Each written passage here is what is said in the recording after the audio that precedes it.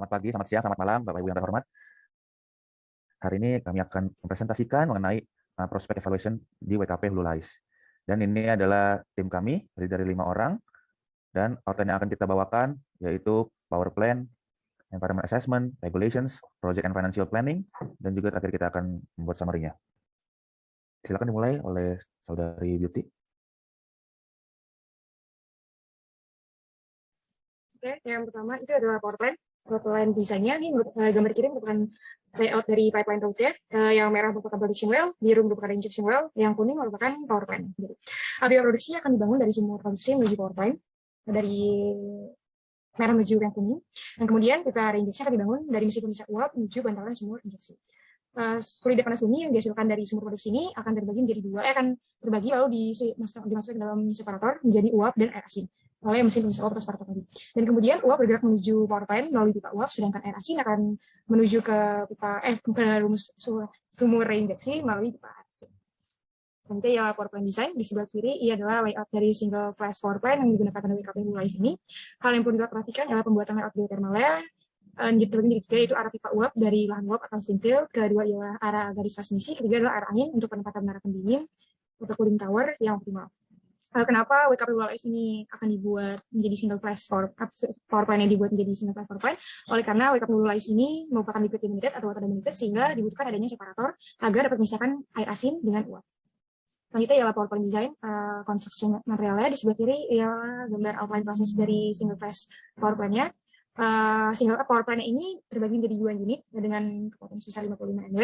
Dengan material yang digunakan ialah pipa uap dengan ukuran 48 inch dengan pertimbangan kecepatan aliran aliran uap sebesar 35 meter per second. Pipa air asin dengan ukuran 20 inch dengan pertimbangan kecepatan air asin sebesar 2 meter per second, yang mana bahan yang digunakan ialah carbon steel pipes yang digunakan untuk mencegah adanya korosi dan erosi karena kecepatan dan air asin. Selanjutnya ialah metode pipanya merupakan baling pipe atau flow block yang digunakan untuk mencegah adanya pembesaran pipa. Sebenarnya ialah monitoring methods dari tipe power plant single flash ini. Yang pertama ialah microgravity survey. Monitoring methods ini cocok digunakan pada WKP Blue Lies, oleh karena WKP Blue Lies merupakan liquid limited, sehingga biasanya pada liquid limited ini sering terjadi adanya drawdown pada reservoirs, sehingga metode ini cocok untuk menjadi pencegahan terjadinya adanya drawdown tersebut. Power station chemistry digunakan untuk memonitor adanya korosi dan scaling pada situ panas dan memonitor dari efek adanya produksi uap. Silica scaling dan calcium scaling digunakan karena banyak terjadi silica scaling dan calcium scaling pada tipe single flash power plant. Selanjutnya akan dijelaskan oleh Chris. Oke, selanjutnya saya akan memaparkan mengenai environmental assessment, di mana dari perspektif lingkungan global, manfaat pengembangan energi panas bumi ini tidak dapat diperdebatkan. Di Indonesia bagaimanapun, fakta bahwa sebagian besar potensi panas bumi ini terletak di daerah yang sensitif terhadap lingkungan. Berarti bahwa sangat penting bahwa sektor energi panas bumi ini mematuhi standar operasional yang tinggi, di mana dampak dan risiko lingkungan dan sosial dinilai di awal siklus proyek. Dampak tersebut perlu dihindari jika memungkinkan atau dikurangi dan dikelola. Masyarakat yang terkena dampak perlu dikonsultasikan selama persiapan dan pengembangan proyek. Di mana di sini terdapat beberapa mengenai dampak-dampak dari lingkungan. Yang pertama itu ada polusi udara, yang kedua ada gangguan dan vibrasi, yang ketiga ada polusi air, dan yang keempat ada polusi tanah, dan yang kelima ada subsiden dan lain-lain. Dan dapat dilihat pada tabel bahwa seperti polusi udara ini, di mana resource development-nya ini, dia dampak yang tidak signifikan dan sesuai ekspektasi, akan tetapi dampak ini dampak negatif. Dan untuk power plant-nya sendiri, dampak ini tuh sangat serius dan sesuai ekspektasi, di mana dampak ini tuh bersifat negatif.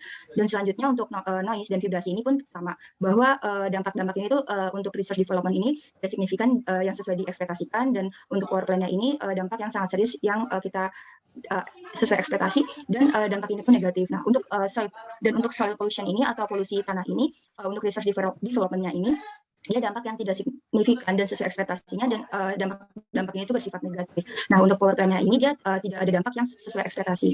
Dari beberapa permasalahan tersebut, disinilah letak tantangan utama bagi pengembangan energi panas bumi di Indonesia, di mana dalam kasus-kasus tertentu ini, di mana potensi panas bumi sangat tinggi dan potensi dampak lingkungan dan sosial rendah. Dampaknya merupakan pilihan yang jelas untuk mendukung pengembangan panas bumi, dampak lingkungan dan sosial yang tinggi, dan potensi panas bumi yang rendah. Sebaliknya adalah benar atau banyaknya orang yang mungkin setuju bahwa proyek tersebut tidak boleh dikembangkan. Ini semua tuh tampaknya sederhana, tetapi kenyataannya ini sering kali jauh lebih kompleks. Pendapat mungkin berbeda dengan bagaimana seseorang mendefinisikan nilai-nilai lingkungan yang tinggi dan sejauh mana ini dipengaruhi oleh perkembangan panas bumi. Selain itu, dampak lingkungan dan sosial yang dapat dikurangi dengan manajemen operasional yang berkualitas tinggi dan penghindaran dampak dan mitigasi. Next.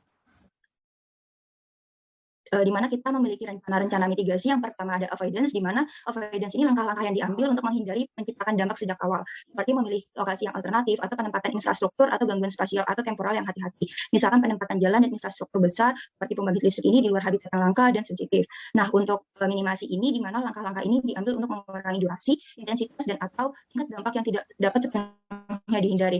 Minimasi yang efektif ini dapat menghilangkan beberapa dampak negatif. Misalkan langkah-langkah seperti mengurangi kebisingan dan polusi, merancang pencahayaan infrastruktur sehingga tidak dapat mengganggu satwa liar. Dan yang terakhir ada rehabilitasi atau restorasi, di mana rehabilitasi atau restorasi ini merupakan langkah-langkah yang diambil untuk memperbaiki ekosistem yang terdegradasi atau dihapusnya setelah terpapar dampak yang tidak dapat sepenuhnya dihindari atau diminimalkan. Nah, restorasi ini mencoba mengembalikan suatu daerah ke ekosistem aslinya yang terjadi sebelum dampak. Sedangkan untuk rehabilitasi hanya bertujuan untuk mengembalikan fungsi ekologis dasar dan atau layanan ekosistem, misalnya melalui penanaman pohon untuk menstabilkan tanah yang kosong. Next.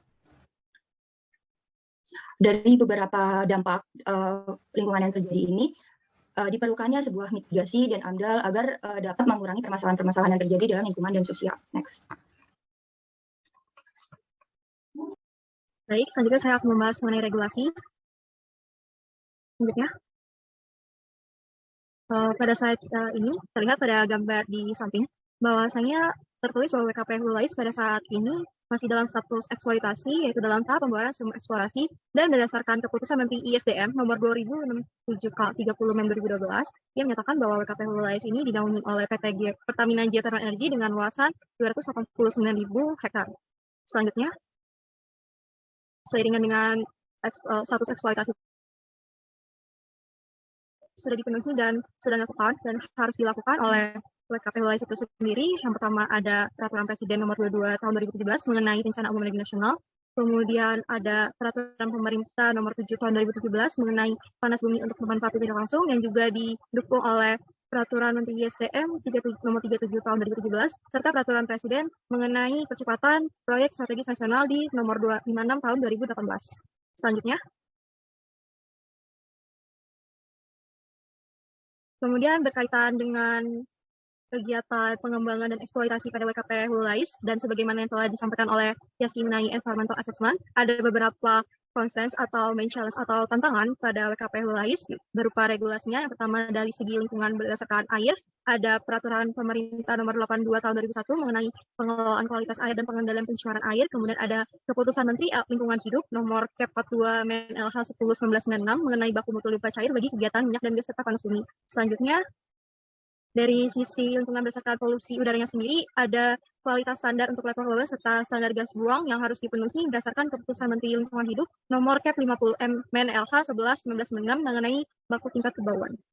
Selanjutnya, kemudian tantangan utama keseluruhan dari WKP Hulu ini yaitu dari segi kehutanannya berdasarkan Undang-Undang nomor 41 tahun 1999 tentang kehutanan serta Peraturan Pemerintah 41/1999 tentang pengendalian pencemaran udara, bahwasanya seperti yang terlihat juga pada tabel di bawah ini, bahwasanya WKP Hulu ini wilayahnya itu berada dalam kawasan hutan konservasi seluas 115.000 hektar dan juga ada hutan lindung, hutan produksi sebagaimana luasannya telah tercatat pada tabel. Dan bagaimana untuk menanggapi peraturan tersebut, ada juga regulasi yang mungkin harus dipatuhi oleh WKP Hulu itu sendiri, yaitu berdasarkan Peraturan Pemerintah nomor 2 tahun 2008, di mana bahwasanya WKP Hulu ini perlu menyetujui imbalan tarif atau pendapatan pemerintah karena telah menggunakan kawasan hutan. Selanjutnya, kemudian dalam pengembangannya juga sebelum sendiri WKP Hulu ini telah membuat AMDAL untuk proyek upstreamnya yang dinaungi oleh PT Pertamina Geothermal Energy yang telah disetujui oleh Komisi Penilai AMDAL Kabupaten Lebong nomor 960.1/012 BLHKP 2008 dan juga sebagaimana dari Keputusan Menteri Lingkungan Hidup bahwa tentang jenis usaha yang wajib dilengkapi dengan AMDAL. Selanjutnya,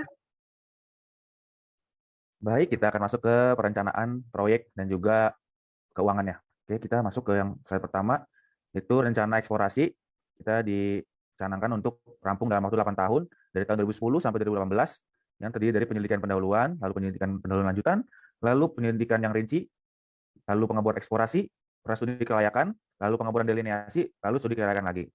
Dan tahap yang paling panjang itu ada di penyelidikan rinci, karena banyak yang harus dipertimbangkan sebelum melakukan pengeboran eksplorasi awal. Lalu kita lanjut lagi ke rencana eksploitasi.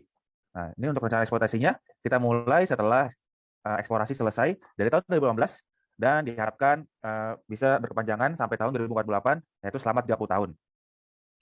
Oke, lanjut lagi. Nah, ini merupakan perhitungan capital expense dan operational expense. Nah, jadi kita ini Hulu Lais diperkirakan memiliki daya 110 megawatt.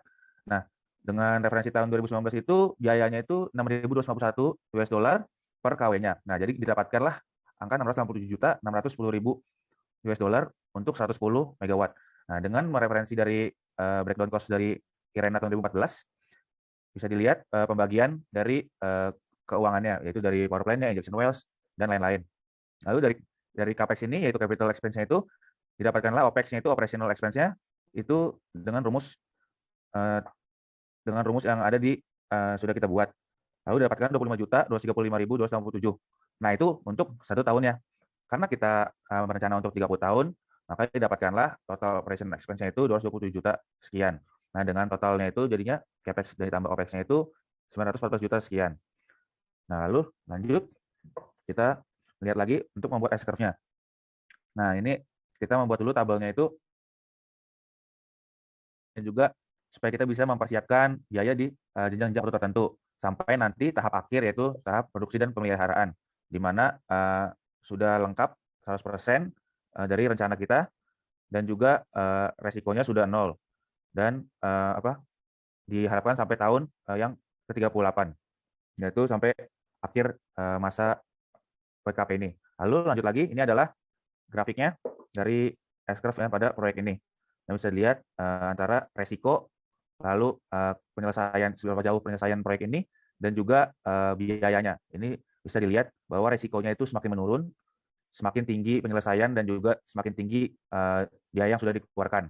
Dan biayanya ini drastis naik pada saat mulai eksploitasi, karena di sini biaya-biaya operasional dan juga maintenance sangat besar dibandingkan biaya-biaya awal saat masih eksplorasi. Lalu dilanjutkan penghitungan BEP.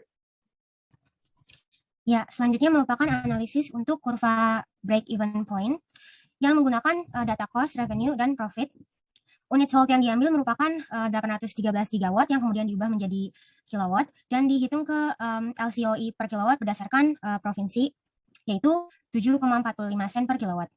Kemudian dilihat pada tabel di samping kiri ini, pada tahun ke-13 sudah mencapai titik break-even, yaitu di saat cost yang tadinya minus sudah menjadi hijau, yaitu sudah mulai mendapatkan profit.